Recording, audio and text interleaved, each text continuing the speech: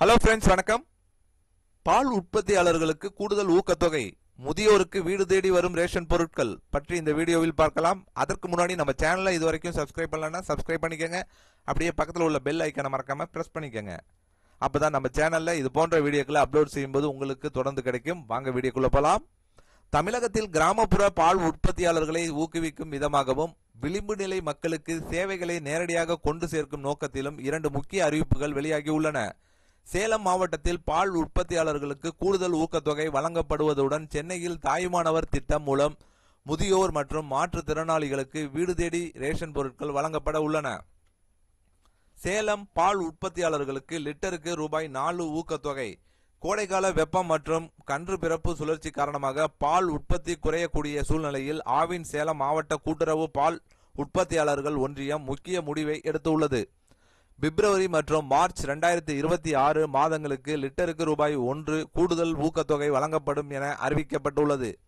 ஏற்கனவே தமிழக அரசு வழங்கி வரும் ரூபாய் 3 ஊக்கத்தொகையுடன் சேர்த்து மொத்தம் லிட்டருக்கு ரூபாய் 4 ஊக்கத்தொகை கிடைக்கும்.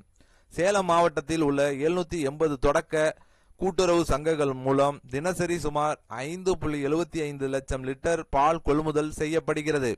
இந்த கூடுதல் ஊக்கத்தொகை உற்பத்தி அளவை நிலைநிறுத்தவும் விவசாயிகளின் வருமானத்தை பாதுகாக்கவும் உதவும் என தெரிவிக்கப்பட்டுள்ளது. தாயுமானவர் திட்டம், வீடு தேடி வரும் ரேஷன் பொருட்கள்.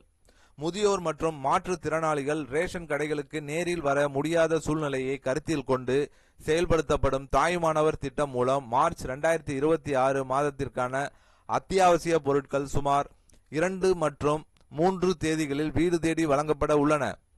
65 வயதிற்கு மேற்பட்ட முதியோர்கள் மற்றும் ரேஷன் கடைக்கு வர இயலாத மாற்றுத்திறனாளிகள் இந்த திட்டத்தின் கீழ் பயனடைவார்கள் என தெரிவிக்கப்பட்டிருக்கிறது.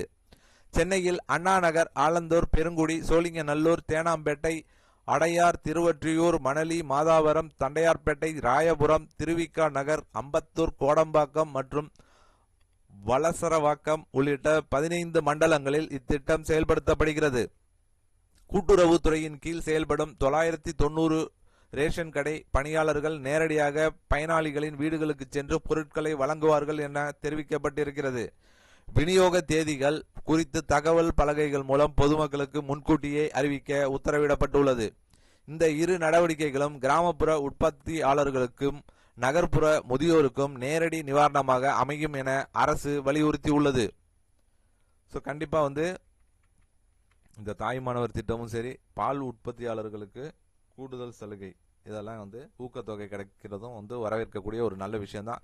இந்த வீடியோ கண்டிப்பாக அவர்களுக்கு பயனுள்ள தகவலாக இருக்கும்னு நினைக்கிறேன். இந்த வீடியோ பிடித்திருந்தால் லைக் பண்ணுங்க, ஷேர் பண்ணுங்க. மீண்டும் இது போன்று வேற ஒரு வீடியோவில் சந்திப்போம்.